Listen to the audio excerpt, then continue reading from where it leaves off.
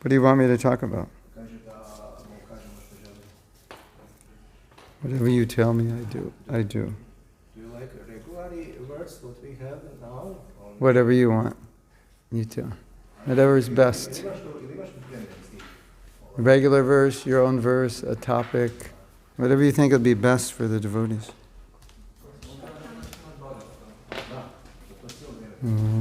Hare Krishna, Hare Krishna, Krishna, Krishna, Hare Hare. It's game Caitanya. Oh, Caitanya Charitamrta. Wow. Jai Jai Sri Chaitanya Jai Nityananda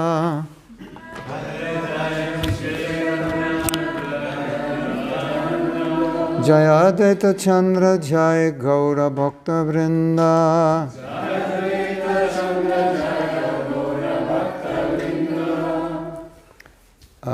We have three options.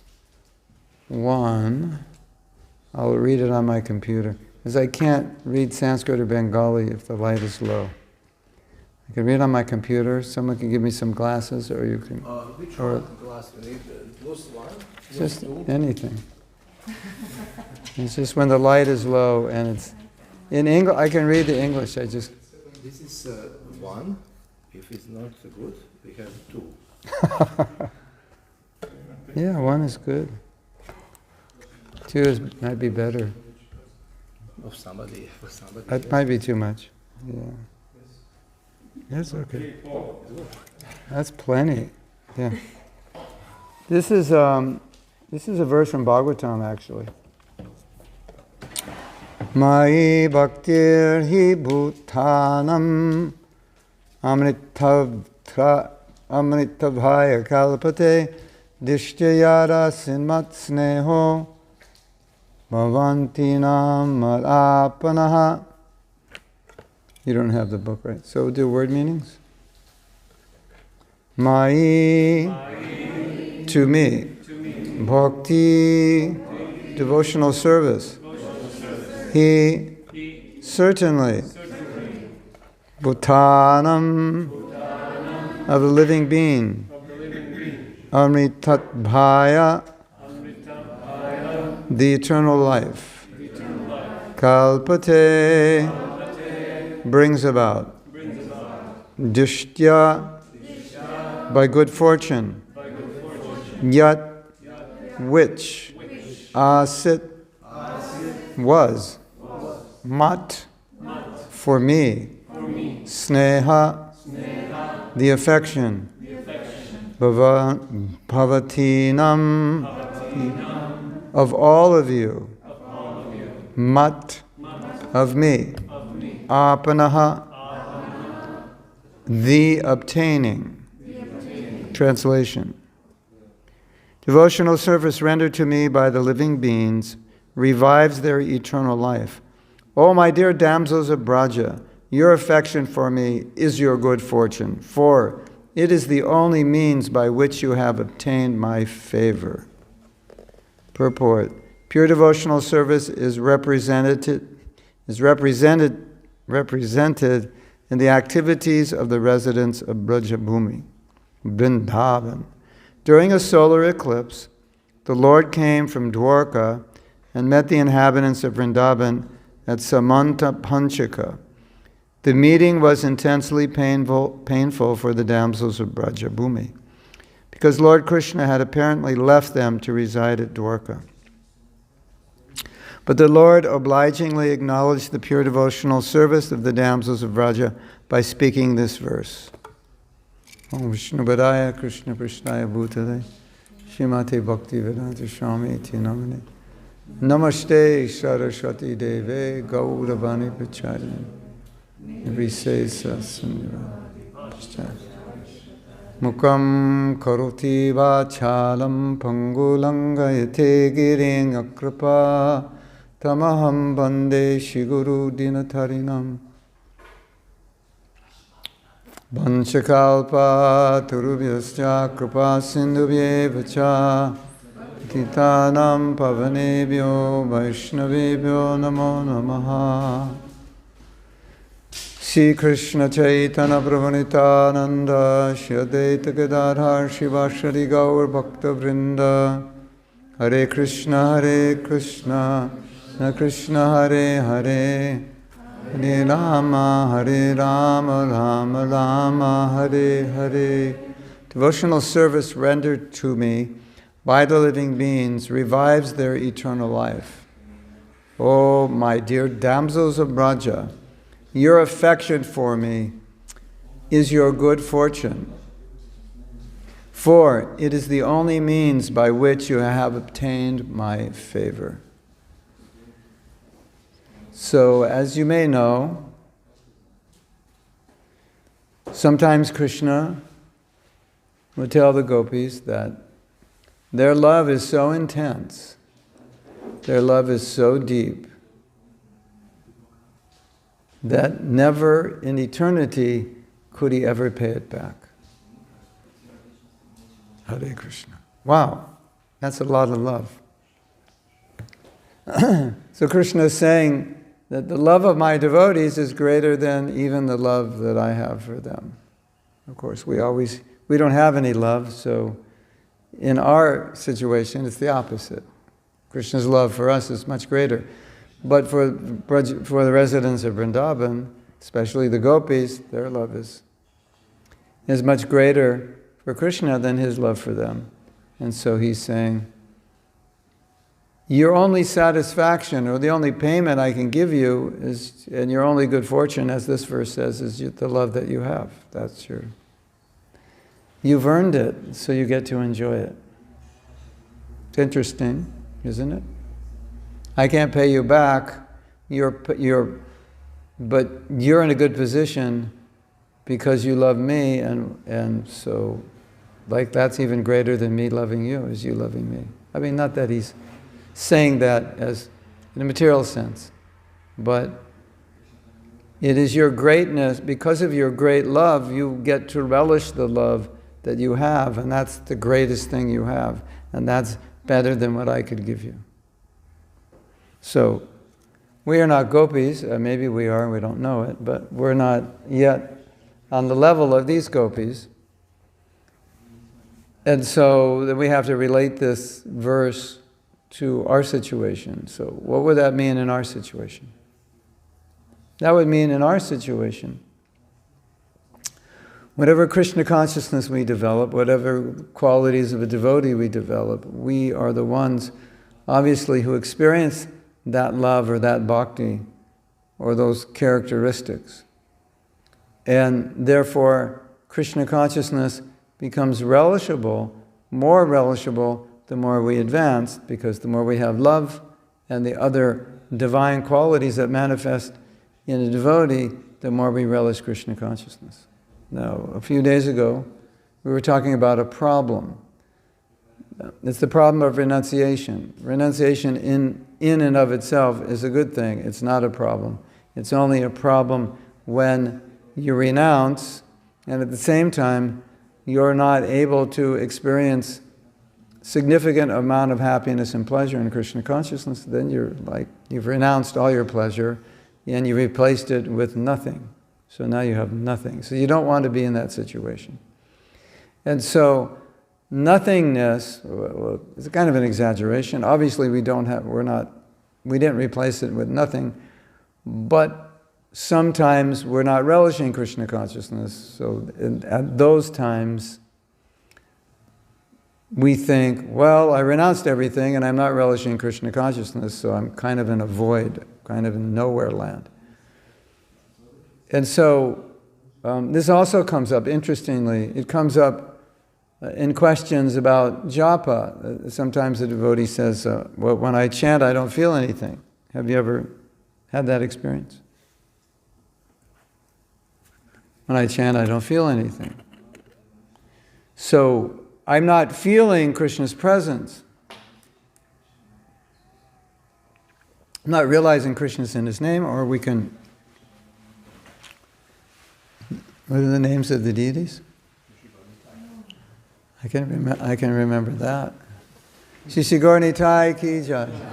You made it easy for me. Some temples have complicated names for Gaur Nitai. Shri Paramakurna, Sachinandana, Gaur Hari, Premananda, like that. And I'm like, yeah, this is easy. Shri Gaur. I usually say Shri Gaur Nitai, and sometimes that's actually the names. What are they made out of? Neem wood? Wood. Nice. So, certainly if you've been practicing bhakti for some time, you've experienced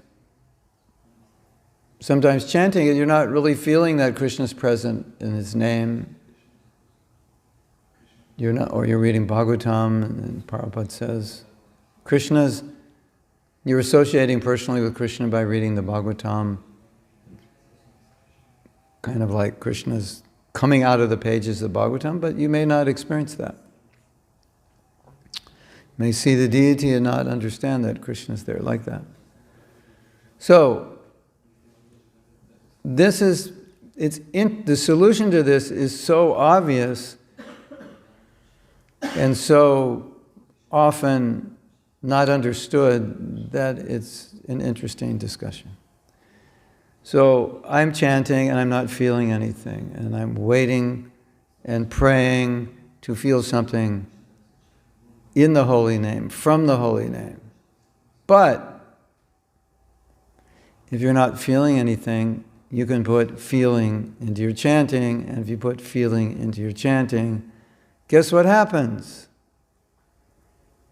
You feel something, right? I know that's obvious. But obvious things are not always obvious. I'm not feeling anything. Oh, I have a solution.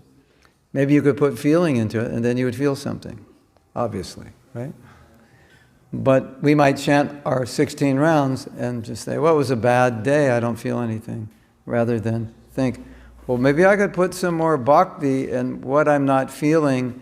Okay, I may not be feeling Krishna's presence fully on the holy name, but when I say I don't feel anything, that means I'm not putting any feeling in also. So from his side, what I could feel in his presence, I don't feel, and what I could feel my bhakti, I don't feel. So now I don't feel anything. Whereas I could put my bhakti, my devotion, and at least I would feel that, right? So that's really what Krishna is saying here, that the bhakti you put in to your relationship with me, to your service, is what you get to experience. And so, if I'm doing some service and I think, well, I don't really have a taste for this, I don't feel anything when I do it. Okay, well, what's the problem? Maybe I'm in the wrong consciousness. You know, you ever gone on book distribution and it's like, this is hard. These people are mean. No one's stopping. Everyone's nasty. And you're not getting any taste. And you call your Sankirtan leader, and your Sankirtan leader says, just see everyone as a spirit soul, suffering in the material world. And just make the effort. Just go up to them. And if they don't stop or take a book, it doesn't matter. It's your effort that counts. Success is in your effort. Just do that. And think of Prabhupada and how he tried so hard to spread Krishna consciousness, etc., right? And then what happens? You feel differently, right? So nothing changed. The people still are not stopping. Well, maybe now that you're different, they are. But let's say nothing changed. It's a bad day. Nobody's stopping. Those who stop don't take a book. But you're in a different consciousness now. You're experiencing something different. Your Sankirtan leader told you, Prabhu, Mataji, you're so fortunate to be in Lord Chaitanya's army. That you're like there's 8,600,000,000 people on the planet, and right now, at this moment that you're on the street, it's probably maximum a few thousand devotees distributing Prabhupada's books, and you're one of them. You're one of the rarest people in the world. And you think, oh, I never thought of that. you feel different, right? So the activity has not changed, only your perception, subjective experience changes, and in that mood, all of a sudden, you feel very blissful. So that's what's being described here. It's really simple, isn't it? Like, it doesn't get really much simpler than that, but we don't always realize that. Sometimes, if we ask a devotee, where, let's say there's a conflict, and we say, Prabhu, you should apologize. And your false ego says, no way, he should apologize to me. I didn't do anything wrong. And you just huff and puff and rant and rave. So you're totally miserable. And if you would just apologize, you'd feel a lot better, right? Although that's difficult, but if you just did it, or you just said, Prabhu, I'm sorry if I upset you, I didn't really mean it, you get to experience a little taste of humility, and now you feel better because you did something that is a humble act, so you get to experience humility. And if you experience humility, you feel a little closer to Krishna and a little more Krishna conscious. Yes? So how many times have we been reluctant to say something, do something, which would be a manifestation of one of the qualities of a devotee, because we don't think it's necessary, or we don't feel like it, or for whatever reason, and then who suffers from that? We do, until we cause our own suffering. And we do it all the time, right? I will not apologize to him. You do not know what he did. You do not know how he treated me. Or, okay, let's forget apology, because maybe that's too difficult, because you didn't do anything wrong. I will not forgive him. I will not let this go. Okay, so now you've got resentment in your heart, and that's what you get to carry around with you all day, all week, all month, maybe the rest of your life. And if you say, if your temple president says, I think you should forgive him, even though what he did was wrong, I think that would be the best thing for you. I think it would please your spiritual master and Prabhupada. And if you can do it, you get to experience forgiveness. That's a lot better than experiencing resentment, don't you think? So you get to experience a higher state of Krishna consciousness. So we are the ones, by doing austerity, by acting in proper ways, we are the ones who get to experience those, we get to experience those divine qualities. We get to manifest those divine qualities. In our state, those qualities don't always manifest. We sometimes have to manifest them. We have to do something, right? You ever been angry, but you didn't say anything? Yeah, so sometimes we have to just like shift it and act in the right way. And then you can hear Krishna saying, now, my dear Prabhu, you will experience the bliss of your own consciousness. Or vice versa. You will experience the hell of your own consciousness. And it happens all the time, doesn't it? We know about the hell of our own consciousness, maybe a little more than we know about the bliss of our own consciousness, because the qualities of a Vaishnava, until we're more advanced, they may not always spontaneously be manifesting. And lust, anger, greed, envy, and all these other things will manifest, right? And one way to look at this is like, this is the punishment of not being Krishna conscious. That we have to suffer for not being Krishna conscious. If I am envious of you, I suffer tremendously by that envy. We all know, how does envy feel? We all know what it feels like. It's a kind of suffering, don't you think? Like it's like, or you're in a situation, something is not going your way, and you can't accept it. And because you can't accept it, you suffer like anything. Until that point, when you accept it, you will not calm down. If your temple president, God brother, God sister says, Prabhu, just let it go. you can't change this. Nothing's going to change. You're putting yourself unnecessarily in anxiety. And as you let it go, what happens? You calm down. And then you get to enjoy the detachment of letting go of something you can't control, you never could, but you thought you could or you wanted to try. So we are always enjoying or suffering according to our level of consciousness. And that's what Krishna is telling the gopis. Like, look at you, you love me. Like, what could be better than that? Doesn't get better than that. Right? Hare Krishna. And we, unfortunately, sometimes remain envious or jealous or resentful or angry or spiteful or hateful to our own detriment. You know, sometimes they do this, teachers do this little exercise. I will do it for you. It's a visual instruction. You go. So this, I don't know, probably weighs 2 kgs. It's not that hard to hold this. Right? How long do you think I can hold this before it starts feeling like 5 kgs? Still only 2. It's already feeling like about 3.5 right now. You know, we can imagine at a certain point, I'm not going to be able to hold this. It's going to be straining my arm. And it's going to feel like, probably like I'm trying to hold up like 15 kgs or something. Right? We understand this. So they give this example that as you hold on to something like resentment or whatever it is, envy or whatever, as you hold on, the burden gets heavier and heavier and heavier. And so the analogy is, by our own lack of Krishna consciousness, we end up punishing ourselves. And so we become our worst enemy. And I've had a very clear realization of this verse in Bhagavad Gita, which we all know and we've all quoted a million times to people, the mind is the friend and the enemy. I have delved deeply into the mind as the enemy. Not purposefully,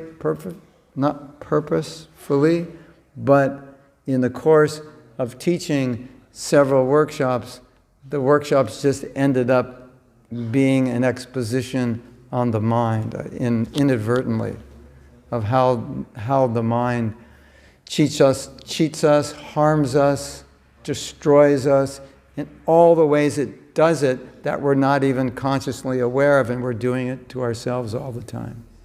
I'm not going to apologize. You're killing yourself right now, right?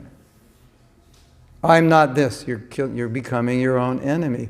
Prabhu, you can just decide to do this. I'm not going to. You're acting as your enemy. So, have you ever done something that's not good for you? Of course. We do it all the time. Enemy. We're become our own enemy, right? Have you ever chanted bad rounds? Of course, for some devotees, I have to ask the question, have you ever chanted good rounds? But I'll be polite and say, have you ever chanted bad rounds? Yes, enemy, your own enemy. Have you ever sat down to read Bhagavatam and instead went to Instagram and pretty soon, it was 45 minutes later, and then you, oh my God, I don't have any time, I have service. Enemy, your own enemy. I mean, just go down the list, right?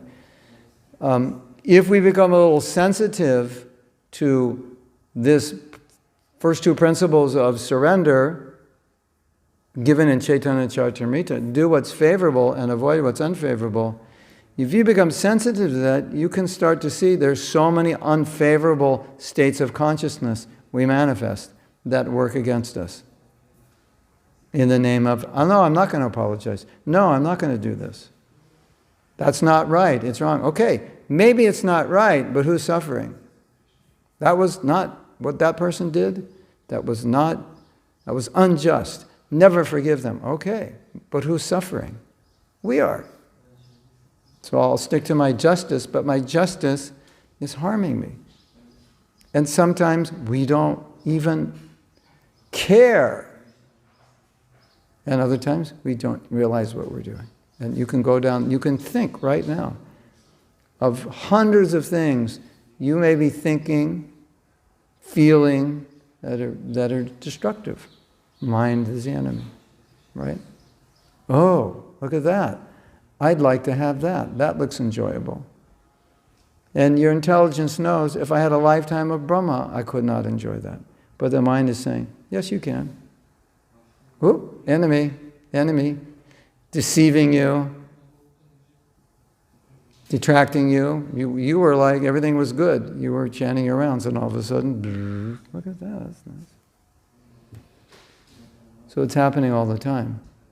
And so I think it's extremely valuable as an inspiration for us to always remember that any sacrifice I make, or any form of detachment, or any time I try to manifest, even if it's difficult, the qualities of a devotee, or any time I try to control my thinking, my feeling, my willing, my beliefs, my attitudes, any time I do that, I will always be the enjoyer. I will always be the winner. And if I don't, I'm working against myself, I become my own enemy. So I'm either going to be my enemy or my friend. There is a story. Read this story in a book. It was a devotee told me this was in a Sunday school, and someone was in the class, told the story.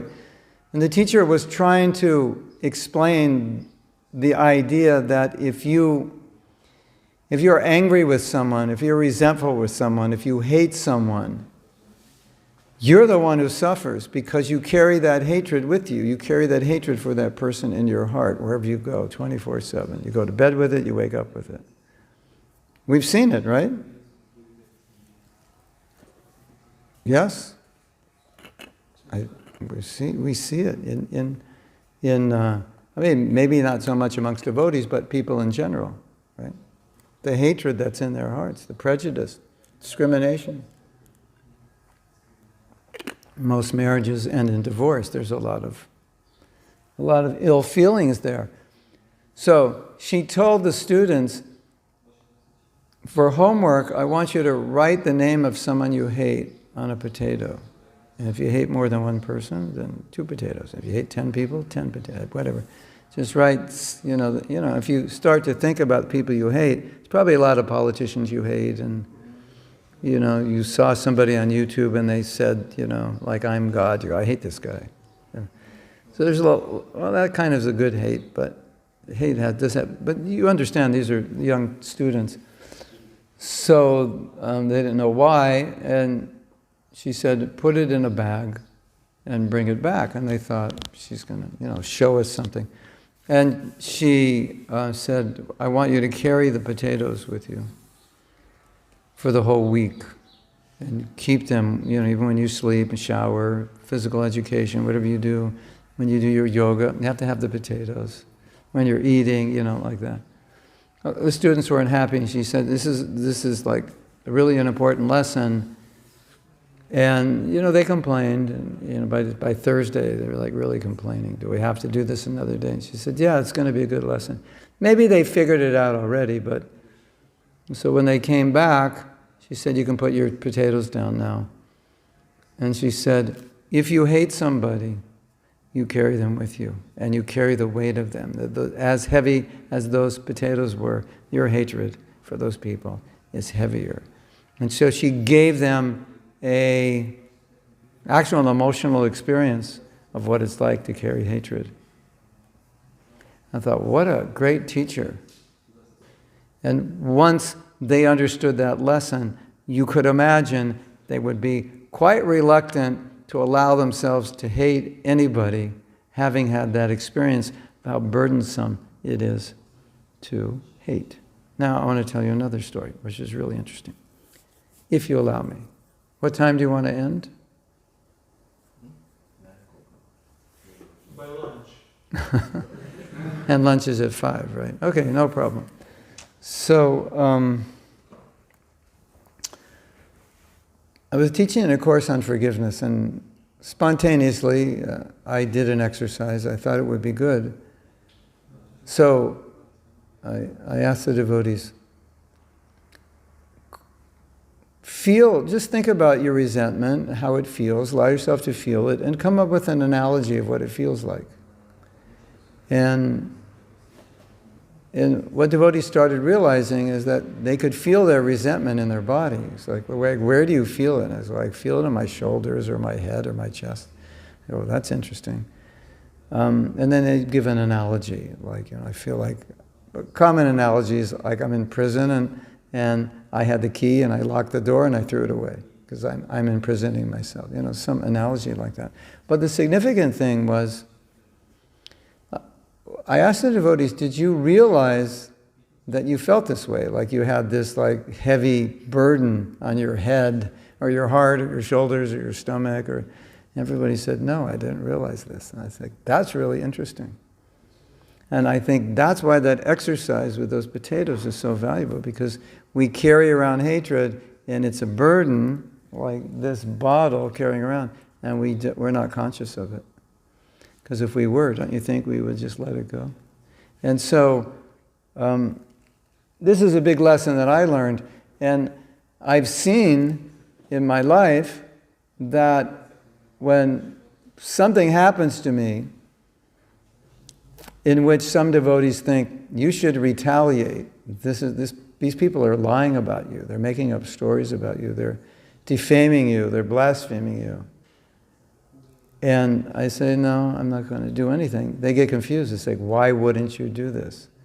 And now you know why. Because I don't want to carry this bag of potatoes around. Because I'll get back at them and maybe I can clear things up, or maybe not, we don't know. But in the process of doing that, if I hold on to hatred, who suffers?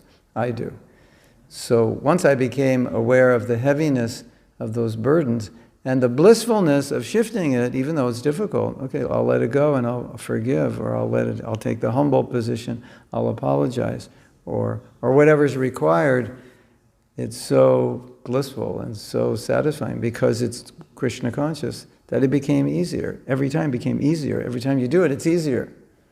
And every time you don't do it, you become habituated to not do it. And you don't even realize that you're harming yourself. So I just thought this verse kind of relates to that, because that's basically what Krishna's saying. You are enjoying the love you have for me. And we are all suffering from the love we don't have. And we're enjoying from the love we have. If you have affection to Vaishnavas, you will enjoy. If you have issues with Vaishnavas, you will suffer. And even if you have issues with someone, if you can be respectful and have affection and appreciate something about them, you will be the winner, because you will experience the appreciation. We did an exercise yesterday. We all went around the room appreciating devotees.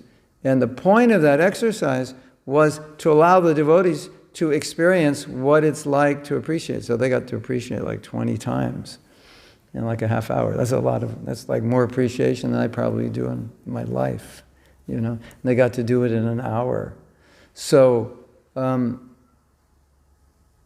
everyone had a very good experience and a very strong experience.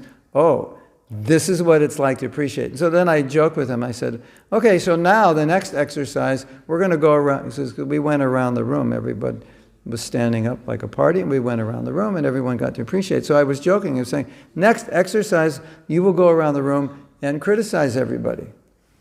And I joked, and I'm serious about this joke. I said, I think if I would have asked you to criticize first, probably a lot of devotees would have said, I'm so happy we're doing this. Finally, we get to tell the other devotees, how we feel about them. But once we did the appreciation, I don't think I could ever, in a million years, done that exercise. Isn't that interesting? Because once you have that experience, it's such a higher level of consciousness. Then you realize, oh yeah, I don't want to go there with criticism. Even if I dislike something, and I have to say something, I don't want to go with the consciousness of criticism. I still want to be in the consciousness of appreciation. Did you have that experience? Yeah. So the more we do of that, the more we have the good experience, the more we want to do it. And the easier it is to avoid those negative, the envy, the jealousy, the hatred, the resentment, all that is easy to avoid, because you realize Now I'm the one carrying around the jealousy. Why, if I care about myself, if I want to be a friend to myself, why would I carry around jealousy in my heart? Because I'm the one who's suffering. And if you really want to get into it, you're suffering physically from it also. It's not just spiritually.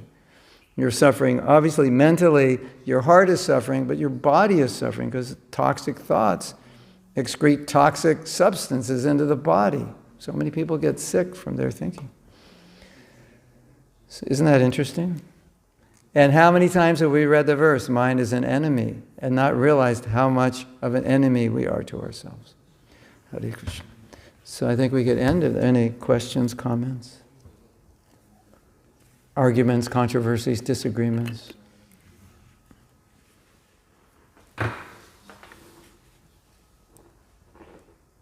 How long have you had this temple? Since the 90s? 20 years, 25, something like this. Before it was down up to street. Now it's in this position. Is it hard for people to get up here? There's no buses, right? There is one. Oh, really? Every half an hour. Oh, that's nice. You fill the temple up on Sunday? Not full, but some half. Hmm. The festival is full. Because I've noticed the bigger you build the temple, the more people come. It's weird. There's some law, like the more room it is, Krishna sends more people. You had a question or somebody? Yes? I wanted to ask, is this, if I understood correctly, then if proper things to do don't come out spontaneously, then basically one has to do them because one knows the right thing. You just look at it as I think the easiest way to understand it is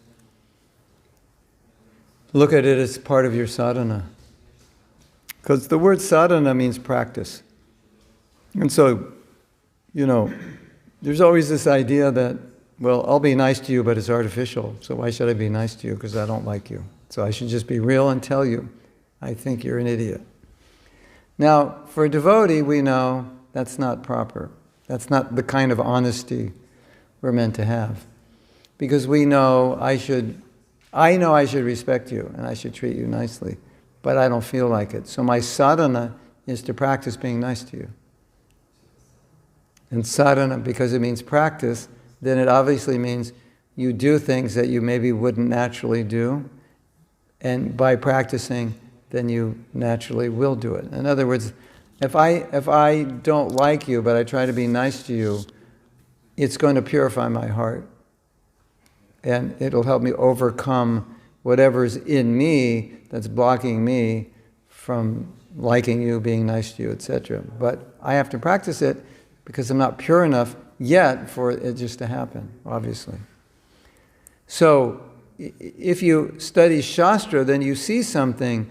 It's teaching us ways to do that. Like if you feel this way, materially conditioned in a certain way, you should think this way, or you should act this way, or at least you should try to control it. That's what Shastra says. It's all about practice. Like Krishna says, try to control anger. And you could say, well, that's not, you got to be real. I'm just going to scream at everyone. But obviously that's not the process. And then in first canto Bhagavatam, Prabhupada says you can control anger by forgiveness. It's like, oh, I have a tool, I have a technique, so I can practice forgiveness to control my anger, or that's one tool. So it's all a practice. But if I practice it, then I'm acting properly. And Krishna will be pleased if I act properly, even though it's artificial. But He's not going to be pleased if I'm real and just hate you and continue to be envious of you. Because that's totally tamasic. So practice, we can make it simple, it's the practice of sattva gun. To get in sattva gun, you have to practice activities that are sattvic.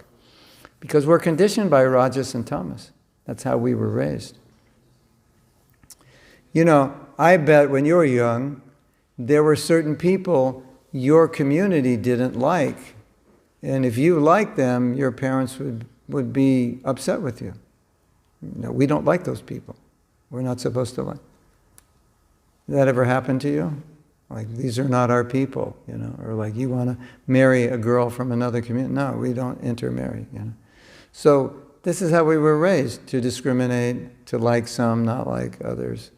So now we have to practice, like reconditioning ourselves. So a lot of that practice is like totally artificial, Okay, I'm going to tell you to play the guitar and say, hold it like this. And I have to take your fingers and put them, because you've never played before. It's totally uncomfortable and awkward. Okay, practice, hold it like that, right? And so every time you pick up the guitar, you're putting your fingers on. You ever see a great guitarist put his fingers on the guitar? Of course not. But by practice, then you just put them on. And the beauty is, in a pure state, we won't hate anybody. So it's not like we're going to practice the rest of our life, and it's always going to be a practice, and I'm always going to hate people, and I'm always going to fake it and practice to like them. No, the practice is what purifies you. So the practice of controlling your anger, your envy, and so on will purify of your anger and envy. And then at one point, you don't have to practice because you don't have it. You're well situated, Vishuddha Sattva, above Sattva Guna, or even situated in Sattva Guna. Because all the problems are not from Sattva Guna, they're from Rajas and Tamas. Did you know? You ever think of that? All the problems we have are because of association with Rajas and Tamas, not from association with Sattva. I mean, maybe Sattva in some subtle way, but it's not really a problem. Some subtle attachment, to nature or something. So I have to practice living in Sattva, because I didn't practice it growing up. I practiced Rajas and Tamas. So I'm really good at Rajas and Tamas. It's natural for me. Let's say you're have an argument with a devotee, and you come to me, and I say, well, before we resolve this argument, say something good about him. And you might feel like, why would I say anything good about him? He's this, that, and the next thing. It won't come. Right? But by practicing saying something good, at some point in your life, even if he does something that's disturbing you, you'll just see the good, because you've practiced that. And you've become purified. So you get good at what you practice. Now here's the scary part. If you don't do that, then you're practicing the bad quality, and you'll get really good at that. We have anyone in the temple room that's really good with their anger? They're like practiced a lot of anger? And so after years of practice, they can get so angry at things. It's scary, but it's good to think that every time I give in to tamas and rajas, I'm practicing it. Of course, you wouldn't say I'm practicing anger, but effectively, that's what we're doing. And if you're practicing anger, how do you learn to overcome it? It's just becoming more ingrained as part of your nature. So it's really good to think like that. It can help you a lot. I'm envious of this devotee. Okay, it's probably better to just appreciate him, because if I allow myself to be envious of him, I'm just ingraining a very tamasic quality, which is pretty much diametrically opposed to bhakti. So why would I want to do that? Does that make sense?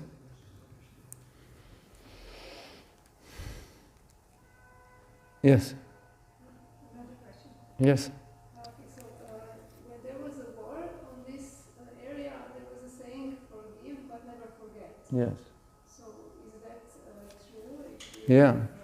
forgive, that it's for ourselves, Yeah. but if we Yeah. forget, that it's kind of bad because Yeah. we can do the same mistake Yeah. again. Yeah. Tries to that. Yeah. When the next door neighbor comes in and loots your house, steals everything, we can forgive, but it's time to call the police. We have to protect ourselves. So, if you look at Prabhupada's life, he had to deal with so many things. And so one thing I think we can all agree on is that Prabhupada, no matter what he did, is the same person. He just had to do different things in different situations to deal with different people. But it's not when he was chastising that he was falling down into the modes of nature and just angry. But he was always doing everything out of devotion to his Guru and Krishna. but sometimes that required anger. So the problem or the distinction we need to make is that whatever I do, it should be done for the right reason. And then, like Arjuna, you can kill. Killing's not a problem, as long as you do it dharmically. So, not forgetting is not a problem, because you may need not to forget, because you have to protect yourself or the devotees. And so your motive in not forgetting is the highest good for the greatest number of people, or for protecting our own movement, or some other justifiable reason. But it's not being done out of resentment or hatred or something tamasic. So, you remember this story? This Gopal Chapala, who was envious of Srivas Thakur, and he wanted to defame him, so he put paraphernalia for the worship of Durga outside his house, and I guess he got on Facebook and said, Srivas is worshipping Durga, one of those guys, And due to that offense, he came down with, I think, cholera or leprosy or something. Was it cholera? Leprosy. And he met Mahaprabhu, and he asked Mahaprabhu to cure him, to forgive him. Mahaprabhu said, no. Because you have to ask Srivas Thakur, I can't forgive you. But Mahaprabhu said something which is really significant, and it fits in with your question in the class. He said, was Gopal a Brahmin? He must have been a Brahmin, because Mahaprabhu said, your heart is the most sacred place. How is it that you've allowed envy to enter this clean, sacred place? It's kind of like, cleaning the altar with cat stool, or, like, if you ever been around places where there's lots of ducks or swans, the ground is full of stool. It's everywhere. And what if you got that stool and say, oh yeah, let's clean the altar? We'd think, you are completely crazy, you can't do that. So it's similar. This is where Krishna is supposed to sit in your heart, and you've allowed this dirty thing, envy, to enter your heart. So it was such a beautiful instruction. So envy comes in my heart, alarm should go off. I need to do something. I need to practice how to get over this. Because if I allow it in my heart, this is not the place. The altar is not the place for dirt. And our heart's an altar for Krishna. If you want Krishna to sit there, it's got to be pretty clean, right? So every time something comes in that's not meant for that altar, the practice of sadhana is clean it. Clean it. So as long as you're maintaining your heart health, so to speak, then whatever you do externally will be perfect, because you're doing it out of bhakti, it's doing it out of bhakti, protection of the devotees, protecting our interest. And, I recognize this person did what they did. Maybe they're from this other ethnic group that doesn't like us, or this other religion. We recognize this all, but in the higher sense, if I want to maintain the purity of my heart and not discriminate or hate anybody. You remember Prahlad Maharaj, why he didn't like school? One of the main reasons, because he was learning diplomacy. This is our friend and this is our enemy, and he's a pure devotee, so he doesn't see friends and enemies. So it was like intolerable for him to go to a class where you learn this is your friend and this is your enemy. So, not easy, but that's ultimately where we're trying to go. But as long as we know we can be practical, I don't see this person as an enemy in my heart, but objectively they are. So on the objective external level, I have to deal with that reality. But in my heart, no one's an enemy. Everyone's part and parcel of Krishna. But just like, don't go embrace a tiger because you see Krishna in their heart. It's like that. Prabhu, once I realize Paramatma is in the heart of all living entities, can I embrace a tiger? Well, if you're Lord Caitanya, yeah. But otherwise, not a good idea. So it's like that, similar. Don't stop seeing Super Soul in the heart of the tiger, just don't embrace him. So, I'm not going to embrace my neighbor who try to burn down our house and steal everything. No. I'll let the police embrace him and take him to court or lock him up. That's better. But it's not that I hate him, it's just this needs to be done. And he's going to do it to other homes, so we need to protect the neighborhood. But I have no issue with him. You go to bed at night, he's not in your heart. Because if you don't do that, you will go to bed with that person in your heart. And it was Nelson Mandela said that you have to pay a fee for everyone who lives in your heart. They don't live there for free. So you're going to pay the fee of anger, hatred, jealousy, resentment, whatever it is. That's the rent you're going to pay for putting someone in your heart that you hate. And that's why when he was let out of prison, he was asked, well, how do you feel about these people who were responsible for you being in prison, that government? He said, well, now I'm getting out of prison. If I walk out of the prison hating them, I'm still in prison of my own hatred. So I think that's a very good analogy. So you want to go to bed with the neighbor in your heart? No. Get the police to take care of him and just I let him go. And, I bless him in my mind. I hope, someday you become Krishna conscious. Who knows? Maybe he will, by your prayers. It's the most devotees. After that, obviously, cannot afford the police. You mean if we have to discipline devotees, it would, if it has to be, it has to be, but it has to be done with bhakti and genuine concern for everyone. If one devotee is disturbing the whole temple, then we have to protect the devotees. We can't allow that. So that's part of our duty. So sometimes Kshatriyas, the codes are a little different for Kshatriyas. So if you have to put on the hat of a Kshatriya to do a certain service, then you're more in punishment mode. You're still not hateful, hopefully. Prabhupada said, Krishna spoke the Gita to make Arjuna angry, which is interesting, because if Arjuna wasn't angry, he couldn't fight, and he had to fight his own relatives. So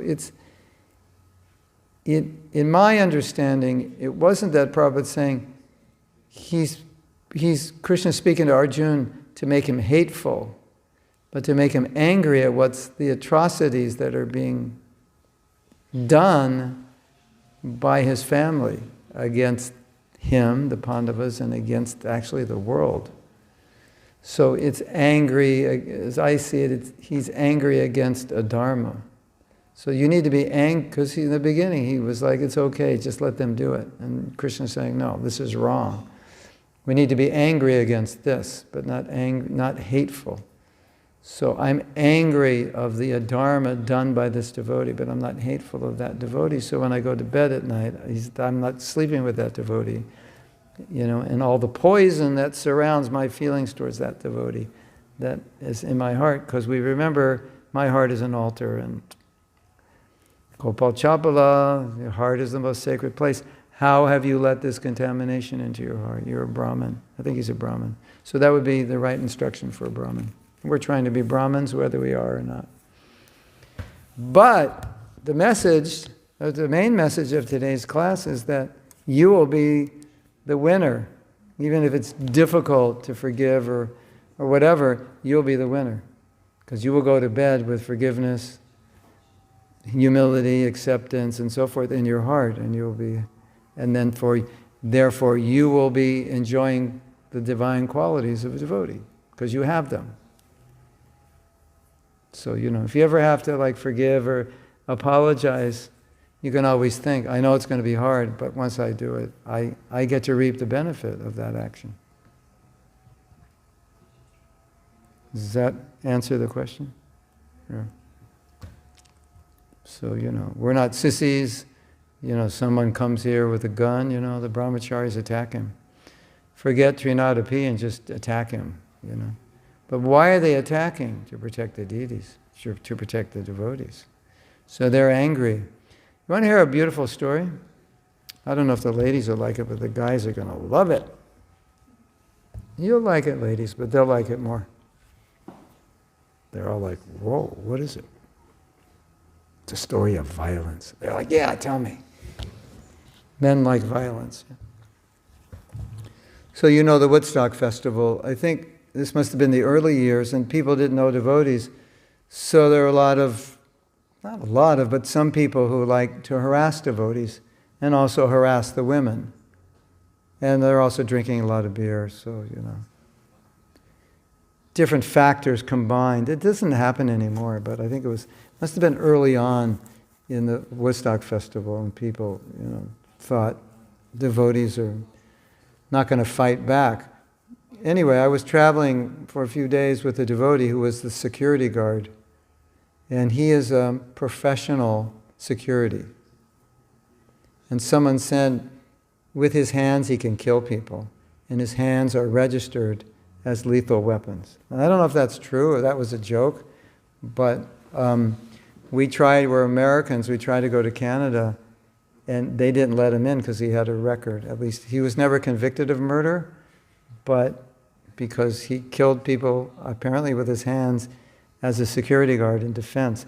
So anyway, he's high up there in security. He's not just your average brahmachari watching, some karate video. He was top security, right? And so these big Polish guys decided at the festival they're going to harass the women, and so there's they had a plan or something, 5, 6 of them harassing devotees. They thought, you're just Hare Krishnas, what are you going to do?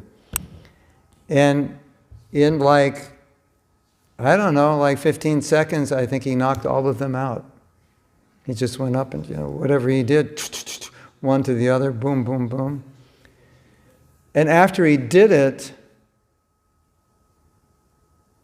the devotee said, that was amazing what you did. And he said, what did I do? He had no recollection of it, that he did it. And just Lord Nrsingadev just took over. Totally in this mood of, I'm to protect devotees. And he took care of them. And he didn't even know what happened. He had no recollection. And that was his analysis. Nrsingadev just empowered him, otherwise that may not have been possible. So there you go. The motive was to protect the devotees. Krishna empowered him. And you might say, well, it's not nice that he knocked these guys out. Well, it was nice, because who knows what they would have done. And probably that was the last time anyone ever tried to harass devotees. So you take care of the neighbor, it'll be the last time. Right? We had this. This is some history of ISKCON before you were all born, probably. We had this guy in where we were in America. He worked at the airport. I think he must have worked outside. It wasn't a high-level job. It's like a labor job. But he was huge. It was like Dvidvida gorilla. He was just like this big guy, but he would always harass us.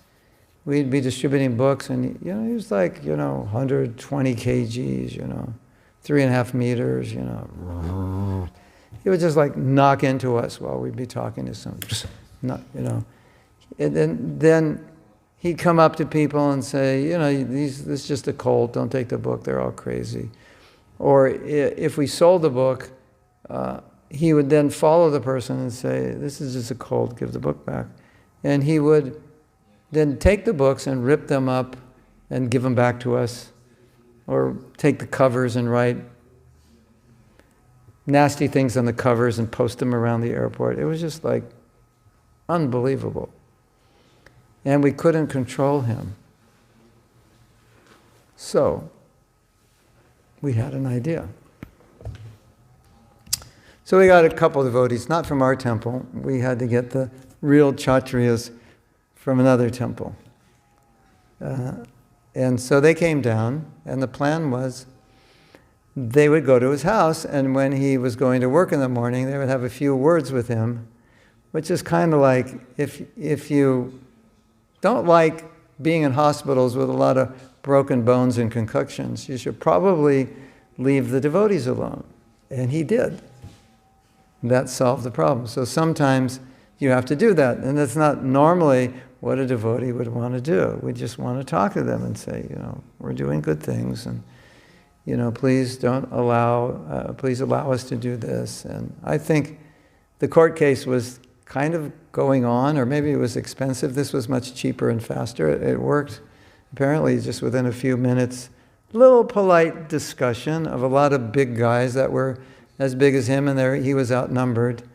And they would have been ready for action on the spot, and it worked. So, and the devotees went back to their temple, and everything was fine, and chant their rounds, and we hate nobody. We just take care of people who are getting in the way, and it's not something that we should dream about and wait for it to happen so we can harass people. It's not like that. But when necessary, we may have to do such things. I don't know. I went in other temples where we've been harassed, and we had black belt karate brahmacharis. And they took care of the people who were harassing us, because this was violent harassment. And the word got around, and the harassment stopped. So, that's his service. Karate is his thing. So he was the security. And these big guys would come, and they like harassing devotees, because they thought we wouldn't fight. And this little black belt took care of them, and the word got around, and all the vandalism and violence stopped. So, and then those same devotees just, next day, Hare Krishna, Hare Krishna, no hatred, it was just seva. So, you do your seva with the right mood, everything's good. You go to sleep, all those people you beat up, they're not in your mind, you don't hate them, it's just like, okay, Lord Nrsingadev's mercy for them. Temple's protected, I did my seva, Why not? Now, I hope all the brahmacharis don't look for fights today or anything, but I think you understand. Did you like that story? Yeah, tell me more.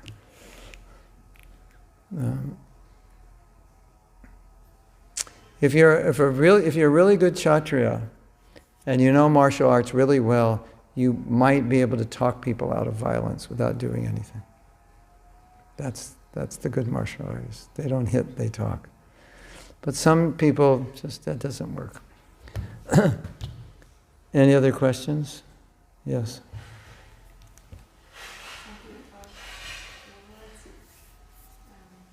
So if we relate these problems of hatred or envy or some problems to the holy name, the sadhana of chanting holy name. So if you chant with putting feeling, like please Krishna,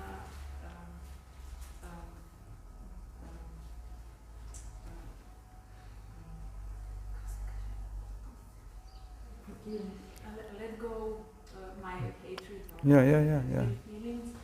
So is it the good putting feeling? Yeah. Feeling in heart? Not only is good, it is what it means to chant. Otherwise, why would Prabhupada say chanting is like the crying of a child for its mother? So what are you crying for? Krishna, help. You can cry for anything, not just one thing. Yeah. Whatever you need help with, let this go, because let's contextualize it. These are not just things in our heart we want to let go of. These are obstacles to our relationship with Krishna. This is what's getting in the way between us and Krishna. Hatred for anyone is a manifestation of hatred for Krishna. So obviously that's getting in the way of our relationship. And any of these anarthas we have are obstacles to the relationship. So if you think that way and you're chanting Krishna, please help me deal with this, overcome this, eliminate this, because this is harmful for our relationship, then it's perfect. So the bhakti is just very clear. Does that make sense? Yeah. And Prabhupada said, he said something interesting, and so you can apply this to whatever you need in your devotional life while you're chanting. Prabhupada said Krishna hears you when you're chanting, and he comes and he asks you, what do you want? So now, today what you want may be different than tomorrow because situations change. But today I want to let go of this. Tomorrow I want to let go of that. The next day I just want Krishna to love you. Help me do that. The next day they asked me to go on Sankirtan. Okay, that morning it's Krishna, help me, with that service. Yeah. That's what it's all about. And you can ask Krishna every day for 2 hours to help. And he will, for sure. But if you don't ask, what's he going to help you with? You didn't ask. Imagine you go to a store, and they say, can I help you? And you say yes, and you just stare at them. So sometimes we chant like that. It's just like that person. We're chanting Hare Krishna, but it's just like staring and not, because our heart is not saying anything. So Krishna's saying, what do you want? And you say, yes. And he's waiting. And you just keep saying yes for 2 hours. So you can remember this. Krishna's asking, what do you want? And as you chant, that you express that through your heart. Could be anything. I just want to love you. That kind of encompasses everything. Is that okay?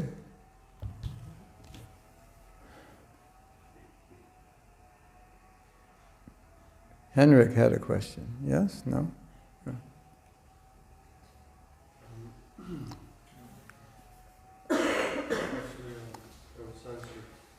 It was answered, okay. 3 questions on Facebook. Okay. Two questions are from Ankush. We all carry, thank you for the amazing class, we all carry this bag and keep feeding ourselves with negativity. What are the best practices to let go of it? Yeah, I wouldn't answer that question with a practice because it's a consciousness. So if you have the right consciousness, you don't need a practice. You just don't do it. And so if you have the wrong consciousness and have a practice, you're going to keep doing the wrong thing because your consciousness is in the wrong space. So, of course, you might be a negative person by nature. That's a whole other issue. And you might need some help dealing with your negativity in general that goes maybe deeper than bhakti. But as a general answer,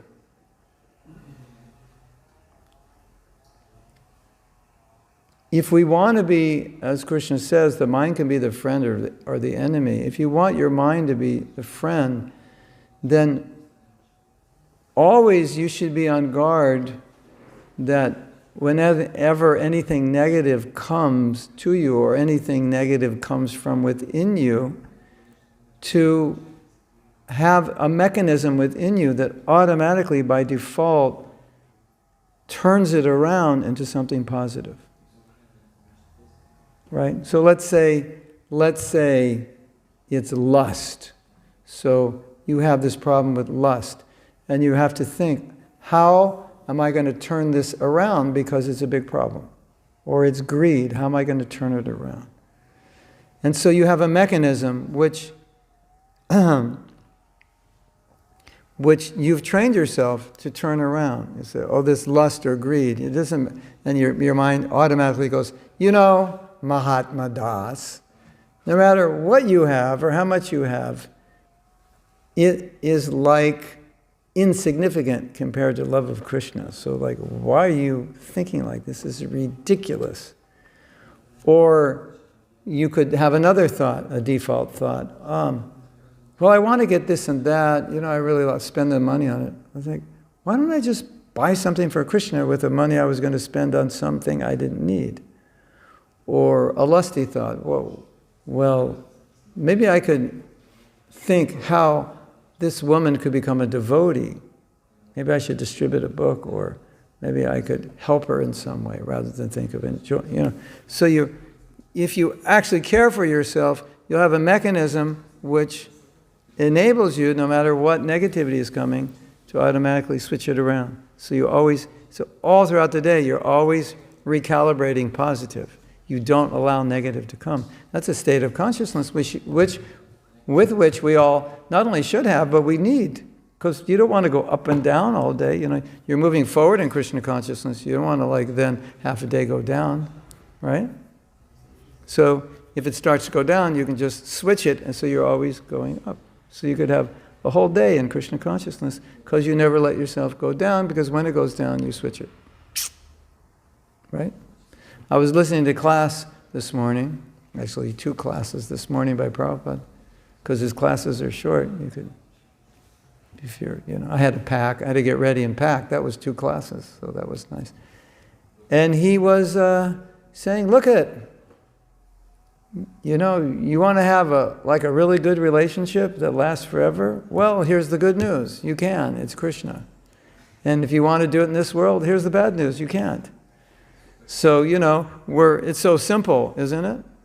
And so we're attached to something in this world, and all we have to do is eternal relationship with Krishna. Yeah, drop that one. This temporary thing. It's like, I'm an idiot for thinking like that. So you're always recalibrating according to Krishna consciousness, so you don't allow yourself to go down. And when it goes down, because of habit, you always have a system within you. I'm not going to allow myself to go down. I care too much about my Krishna consciousness, my relation with Krishna, the order of my guru. I'm always going to have a way to move it back. And if you do that, life is good. And if you don't, life is not so good, because you're going to struggle. Because you're always going to be, or worse, just like down, down, down. So if you care about yourself, you won't allow yourself to go down. You'll always figure out, with Krishna's help, how to neutralize the negativity. The negativity coming from outside of us, often we can't control. The negativity coming from inside, we have more control. And if we really want to be our best friend, we're going to get very good at getting rid of negativity from within us, because it just has no place if you want to be your friend, right? Unless that negativity has some practical value, like we shouldn't buy this building because it's bad. That's a different thing. Did that answer the question, or it's positivity should be a state of consciousness. So I gave an example in the self-care course, the level 2. I gave an example that there's a door called negativity and there's a door called positivity, and you should always keep the negativity door shut and always keep the positivity door open. Unfortunately, some people have the negativity door wide open. They're looking for negative things to happen all the time. We were talking yesterday, some people wake up in the morning waiting for someone to offend them. They're going to go on Facebook to get offended. And they're going to make a comment and offend somebody else. That's their life. They got the negativity door wide open. They're just looking for it. That's weird, isn't it? So close it. Open the positivity door. Open wide. Your life will be much easier. Now, are there negative things going on in ISKCON? Of course. Are there negative things going on in the world? Of course. Does that mean we have to be negative? No. It means we have to know how to deal with it, so the negative comes, we can reframe it and say, okay, it's a problem, what are we going to do? We're not going to go complain for the next 3 weeks about the problem, we're just going to think, what are we going to do about it? And then we flip into positive mode and solve it. But if you dwell on the negativity, you're just going to destroy your enthusiasm. Have any of you ever done that? Dwelt on something negative and became very frustrated or discouraged or angry, or raise your hand? Yeah. So we know. Where's that? We know where that's going. Is there negativity in the world? Obviously. Will ISKCON ever not have problems? Never, never. We can reduce them, but there's always going to be problems because we're always bringing in new people, and new people have problems. So it's like, where's the end of the problems? New people have personal problems. Some of those people create problems. Relationships have problems. You know, people who love one another can't even live together half the time. So what to speak of throwing a bunch of strangers together in the temple? You know, there are going to be problems, but we can neutralize them. At least we can try, right? And if you're like listening to this and saying, I could never do that. Negativity is my life and soul. Or like, I try to be positive, but I can't because I'm attracted to negativity. So it may be a deeper problem, deeper issue that, you know, you have to get in there. You're going to need help with. It's like, well, why am I so negative, you know? Personality trait, I don't know. But if you really want to become advanced, just don't allow yourself to be negative as far as possible.